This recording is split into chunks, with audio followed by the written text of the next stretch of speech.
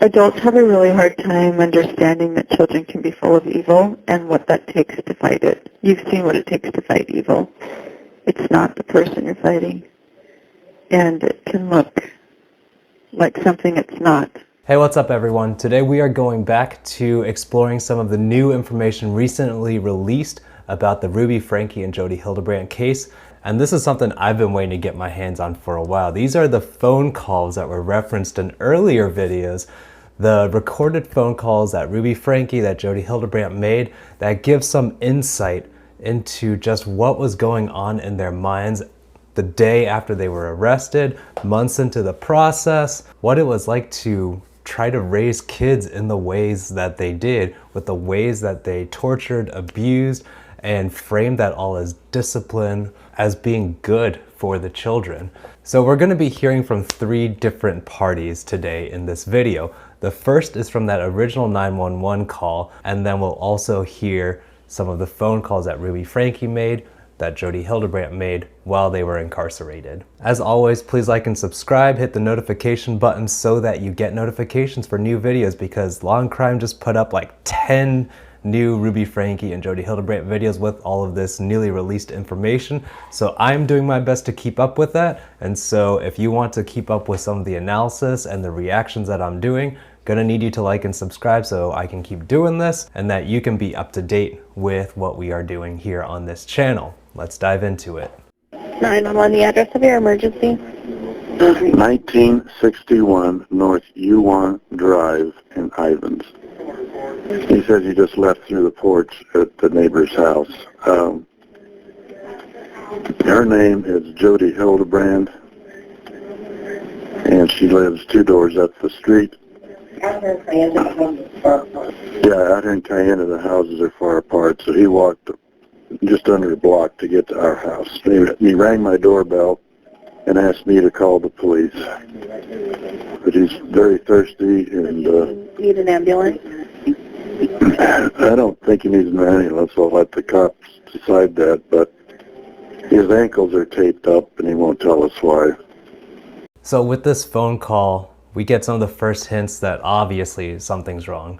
The kid is duct taped, he's hurt, dehydrated, and he does not want to say why. He only knows that he needs help. As we'll see with the phone calls made by Ruby, Franke, made by Jodi Hildebrandt, secrecy was a huge part of how they kept all of this as much as possible under wraps for as long as they did.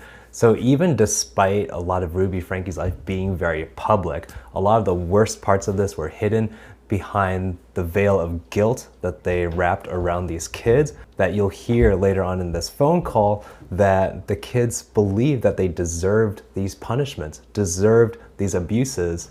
And that's a lot of what helped to perpetuate some of the secrecy and the hiddenness around it. And you'll also hear, as we listen to Ruby, Franke, and Jodi Hildebrandt talk later, that their worlds, that their worldviews are very egocentric. Everything's about them. Everything revolves around them being misjudged, or it's a witch hunt and people are out to get them, when they're very blatantly ignoring the harm that they're causing to the kids that they're supposed to be responsible for.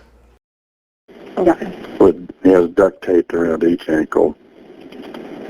Yeah, there's sores around them. I think there's a good chance he's been... Oh, and he has been around his ankles. I mean, his wrists as well. Okay, this boy has been...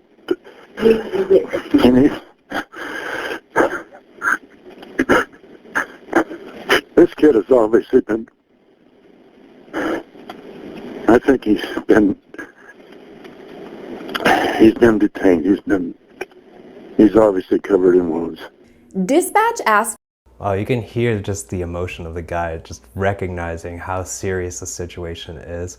And Jodi Hildebrandt made a really good point in one of the interviews that they did, saying if he had not escaped, if he had not gotten to this neighbor who called 911 and recognized that there was something really wrong with this situation, this potentially could have kept going on for a lot longer, and that's really scary to contemplate. Franke for the first time. You know your mommy and... I really got you food.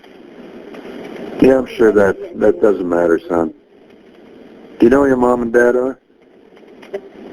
Well, actually, I don't know where my mom is, but I do know where my dad is. He's not anywhere here. No, nowhere here. Okay. No, he doesn't seem to. He says he knows where his mom is, but He doesn't know where his dad is. that's correct. I do know where my dad is. Is his mom home? He doesn't live. He just says he doesn't live around here. Does he know his mom's name? What's your mom's name? Ruby Franke? Ruby Franke is his mom's name. The neighbor is then asked whether there are other children in need. Can you ask him if any other children were in the home he came from? Okay.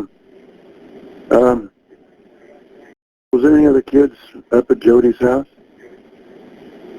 I have 2 sisters. 2 sisters? Anybody else? No. How old are your sisters?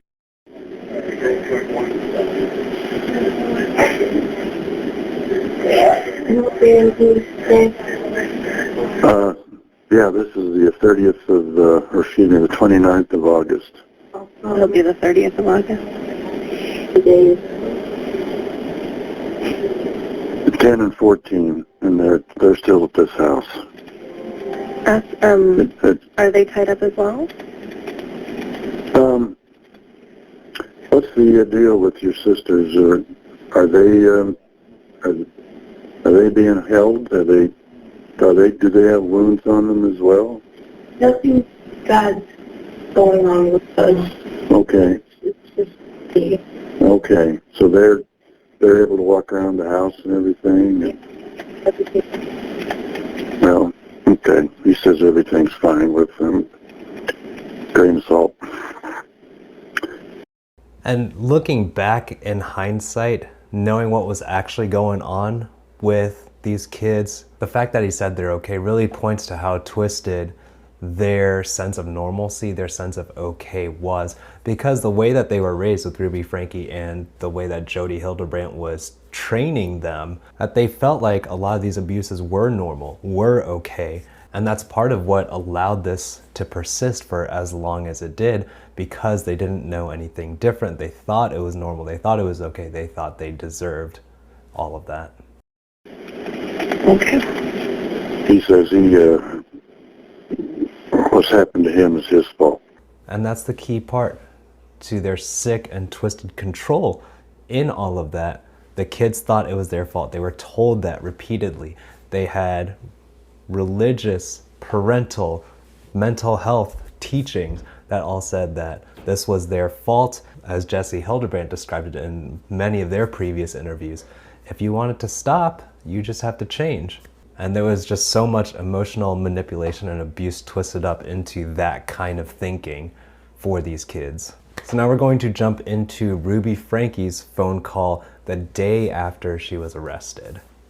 This is a call from and paid for by Ruby Franke, Purgatory Corrections. an inmate at Purgatory Correctional Facility. This call is subject to recording and monitoring. If you don't wish to talk, hang up now. After less than 24 hours in jail, Ruby makes a call to her husband, Kevin, who reminds her the call is being recorded. Okay, well, you know that this phone call is being recorded. Yes, that will come out. That will come out. Almost right away, Ruby asks whether she's making the headlines. Are we in the news? It sounds like that at least you're in the news. I don't know about me. I don't know. Wow, that little exchange says so much. I do want to not jump to too many conclusions. I think we have the benefit of a lot of hindsight and a lot of extra information that's come out about Ruby Franke since then. But I think probably that she's been so caught up in that very public-facing life that it's very normal to ask basically, what's the publicity around this?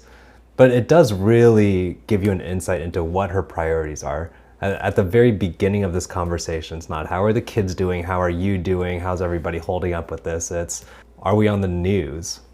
So that's one piece already. And second is you can already hear how Kevin Franke is distancing himself from the situation. Well, you're on the news. And so you can tell that they're not really a team anymore. He's obviously treading carefully. He said at the beginning, remember that this is being recorded, so he's being very guarded here, protecting himself at this point. Well, you're on the news, you know, I've been separated from the family, I don't have much to do with this. So he could tell that there was a storm coming and he's trying to get some safe distance. I don't know what he's talking about, but In early conversations with Kevin, Ruby calls her arrest a witch hunt. I'm wondering if they went to Sherry to, like, ask her questions. I don't know. These bookings are public. I know they are. And a couple months ago, Business Insider was reaching out to me, and I ignored their email, but I'm going dark. This is a witch I'm not hunt. at BYU. I'm not at BYU anymore, so I don't know how they're going to find me. Yeah, maybe it was a blessing. This is a witch hunt. And very early on, you hear how self-protective they are about this. Again, some of this could be explained by the stress of the situation. They're coping with their world falling apart in front of them, but both are very self-protective in all of this. They haven't talked about the kids at all, talked about like what was Jodi Hildebrandt doing with these kids, so that either implies that they already knew and this felt normal for them and it wasn't news to them, or that they're just so caught up in how this is all going to affect them that they haven't even talked about the kids a couple minutes into this conversation when those were the people who were actually harmed in all of this. Instead, Ruby Franke's focusing on this is a witch hunt, you know, I'm being falsely accused or people just want to take me down. It's definitely a stark contrast to where she's at her sentencing hearing. And again, those are months apart. So juxtaposing them is not necessarily the fairest comparison because we don't know what happened in the intervening months between this phone call, which was right after the arrest, to her sentencing hearing, which was just a few weeks back. But it definitely doesn't sound good. The devil's been after me for years. At first, Franke doesn't show any remorse, saying children can be full of evil. Adults have a really hard time understanding that children can be full of evil and what that takes to fight it. You've seen what it takes to fight evil. It's not the person you're fighting. And it can look like something it's not. And Yeah, it can look a lot like abuse. I don't have any problem with saying that kids need to be trained, they need to be disciplined, and they need to be taught the right way to behave. That's part of parenting, shaping your child's behavior so that they can move towards these values that are really helpful later on. Things such as selflessness or service or leadership. But when you start saying that somebody or something is full of evil, especially in a religious context, and we see this a lot with politics right now, with the moral majority and political evangelicalism, things like that. Once you start labeling something as evil, then you can excuse a lot of evil on your own part when you're trying to fight that evil. And that's what we see going on here. Whether it's Jodi Hildebrandt's language, whether it's the Mormon Church's language, whether it's Ruby Franke's own language, once you start labeling these kids as full of evil, then there's no limit to what you can do to try to eradicate that evil, because now you see yourself as on a crusade, on a righteous, holy mission to get rid of that evil, and that excuses a lot of things Ruby Franke and Jodi Hildebrandt did that were not okay. And so I don't know any adults who are going to see the truth. So I'm calm about this, and I just pray that you'll hang in there. The next day, Ruby speaks with Kevin again and even defends Jodi Hildebrandt. The most upsetting thing is that I am completely misunderstood. That is The most upsetting thing in this whole situation, that's the most upsetting thing, that you are misunderstood. Wow, I hope these kids never have to hear that phone call, because where does that put them on the priority list? And I think one of the hardest things to digest about this case, as I'm hearing more from these phone calls too, is that a lot of times when I'm stuck reporting abuse or neglect on the part of parents and families, maybe the parents lost their temper or they just don't have the resources to be able to provide for their kids the way that they need to. Spur of the moment things that the parents are not trying to make a pattern. And Usually you can work with that because they recognize later on, like, oh, that's not okay. I don't want to lose my temper like that. I don't want to punish in that way. I went way too far. But what you're talking about with Ruby Franke and Jodi Hildebrandt is like when they're saying that these kids are full of evil and we are the ones who are misunderstood, they really believe that this torture is the right way to train and raise their kids, which is totally not appropriate. And it really shows a lack of insight. Like I talked about, the world seems to revolve around them. The worst part is that I'm misunderstood and other adults won't see what I see. And so I'm going to be punished when these kids are the ones that have messed things up for us. It's a really twisted way of thinking. It's the most horrible feeling.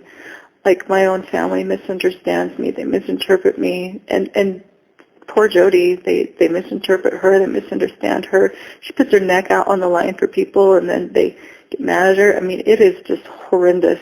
That's crazy that she's going to say that Jodi Hildebrandt puts her neck out on the line for people when there are so many other victims who have stood up and talked about how anytime they put themselves out to try to speak up against what Jodi Hildebrandt was doing, that everyone else was the one who paid the price, whether it was Adam Steed and the way his reputation and his marriage were damaged, Jesse Hildebrandt and the trauma that they carry from spending time and being under the care of Jodi Hildebrandt. Those were the people who actually paid the cost for daring to speak up against Jodi Hildebrandt. It's horrendous. Ruby seems to realize the legal implications ahead, but still blames the entire situation on Satan. He's 35 years in this, and he said even if you are acquitted and are released, they will place legal restrictions on your access to the under 18 children. I figured such. God told me when I was driving before I called you. I didn't have any information. I didn't know anything, and the Spirit said, your children are going to be removed. And I cried out loud. I'm like, no, I'm not done. I'm not ready. And God told me I'm done. And I just, Even the way that this part goes, even though ostensibly she's worried about losing her kids, it's still about her. I'm not done. I'm not ready. Not about what the kids need. And that's still such a very self-centered, self-protective way of thinking, especially when you're a parent and your kids had to escape from duct tape, wounded, still bound up, dehydrated, and asking a complete stranger for help when they couldn't find that help in their own home. so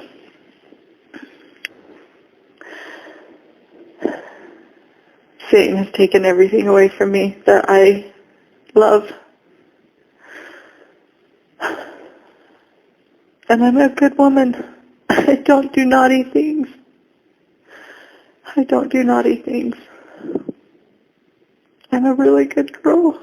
But There's something weirdly infantilizing about that statement. Whether it's just like a very simplistic mindset of like, I don't do naughty things and so I don't deserve this punishment, but also just the word choice is very kind of regressive, like she's a child talking again. But that kind of stuck out to me. I don't know what to make of it. So what we're going to jump to now is some of Jodi Hildebrandt's conversations. But it was like everything got taken out of the house and it's in the storage unit so that I could come to jail. It sounds crazy, but it really feels that way. And I don't know if I'm going to be like some kind of example, but when I get out of here, I have a story to tell, and I'm going to try to do everything I can to protect the children, because that's what's happening, is that kids are being just horribly abused. And instead of the kids, anyways, it's a story, but when you come, I'll tell you about it. So what? Yeah, kids are being horribly abused, and she was the one doing it. I don't know what she's complaining about. What I'm saying is you're being crucified in public opinion, so your fear has to be super prepared. And the only way he's going to get prepared is if you push him and ride him.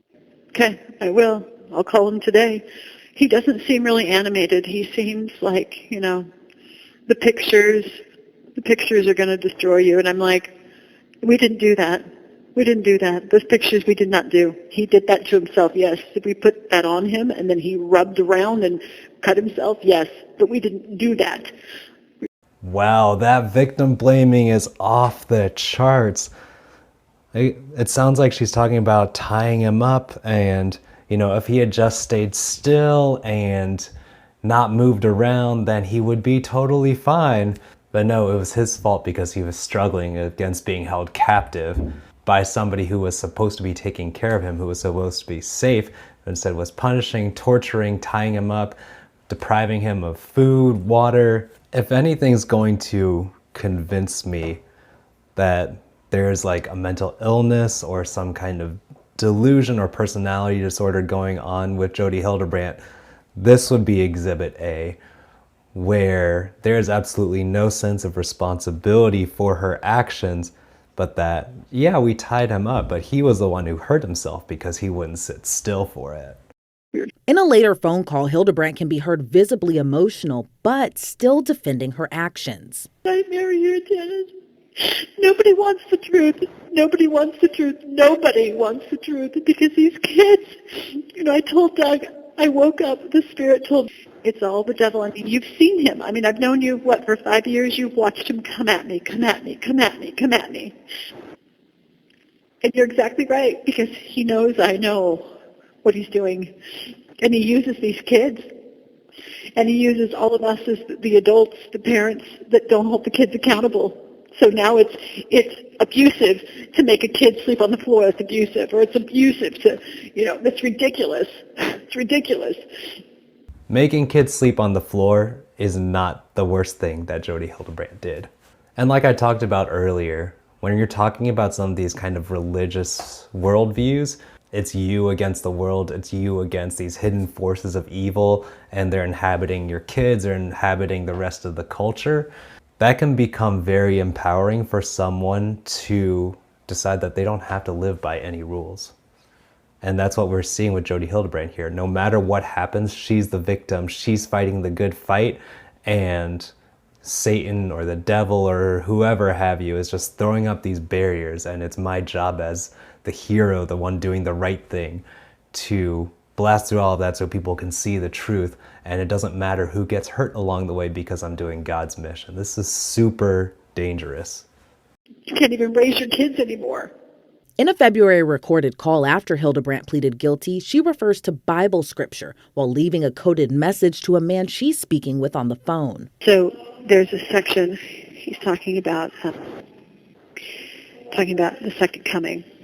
And, I'm coming from this place of I was just getting ready to move and all of a sudden I ended up in prison. What in the world? And, one day you'll know all the details and it'll all make sense, but if I could talk in code here. So he said, this is the Lord talking to the disciples. They asked him, when shall these things be?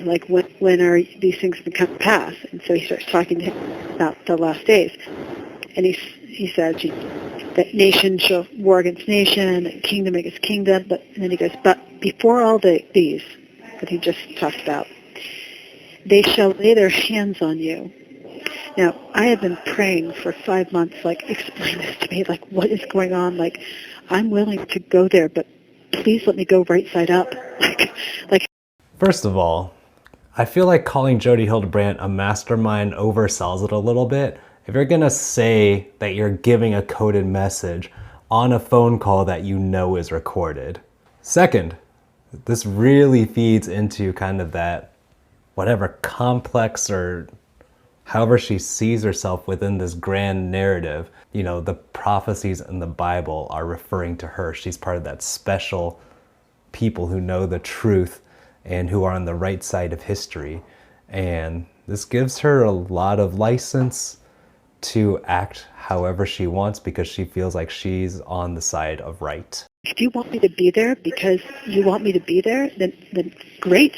I will not resist it at all, but please help me understand. So I read this morning and I just wept and just thanked him because it just all click. So he says, but before all these things, nation rising against nation, they shall lay their hands on you. And I'm like, and prosecute you. And at one point, she said, I know I've talked about before how religion can give meaning and help you through suffering. And I didn't mean it in this way, where the suffering that you are experiencing is as a fair and direct consequence of the suffering that you're inflicting on other people, and you're only being held accountable by the justice system for that. So you see the argument that I'm making for religion being a powerful tool for people to find meaning and comfort in suffering.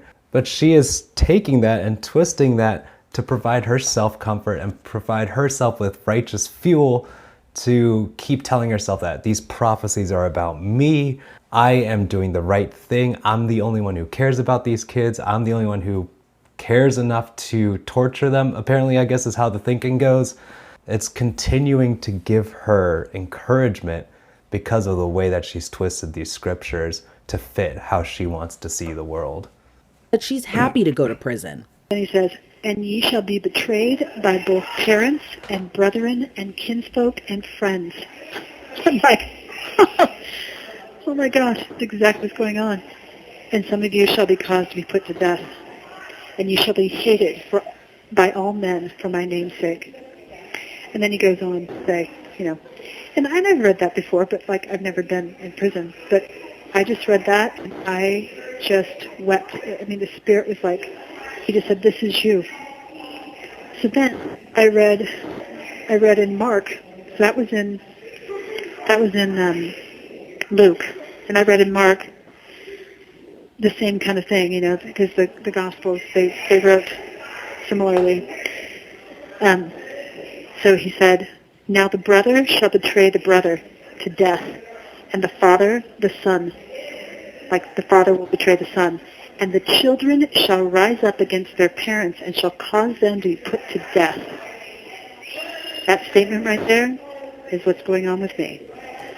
A little melodramatic, the way that Jodi Hildebrandt is twisting these scriptures that are part of my faith background as well. That's really hard to hear. But this is the reason why so many people are skeptical of religion, why people have had so many abusive and painful experiences with religion, because people start twisting it for their own ends to justify horrible and evil things that they're doing to harm other people, and saying it's all excusable because they are on God's side or they're trying to fight evil. And so we really see in these clips how Ruby, Franke, and Jodi Hildebrandt see themselves as martyrs, as victims in this whole situation. Now again, these are from months before, and so I don't know what's happened in the intervening months, whether their mindsets have changed at all. And Ruby Franke especially has been saying that since she got some separation from Jodi Hildebrandt, that she's had some perspective about her behaviors and her actions and her choices. I don't know if any of that's true, but I do know that these videos, these phone calls, are really difficult to hear for how little they actually regard the children, only as kind of tools within this religious fervor and mission and the way that they see themselves, and emphasizing over and over that Ruby Franke and Jodi Hildebrandt, they're the actual victims in this scenario, victims of the work of the devil, apparently. So yeah, really tough to hear, but I do think it gives us a lot of insight into, at least at that point in time, how these two ladies had seen themselves within this larger story. Everyone, thank you so much for checking out this video. Like I said, this is a hard watch. A lot of stuff to listen to, a lot of stuff to unpack. I'm trying to keep on top of all of this information that just got dumped by Law and Crime Network. And so it's fascinating to go through, and also fills in a lot of the gaps where we had questions before about basically the thinking and the thought process that goes on behind the scenes for Ruby Franke and Jodi Hildebrandt. What brought them to this point where they thought that torturing these kids was okay? But thank you all so much for watching this video. Again, please do like and subscribe. I'm trying to keep on top of all this content, so make sure you subscribe so you get notifications of all the new videos that we're going to be putting out. Again, thank you so much for watching this video. I'll see you all next time.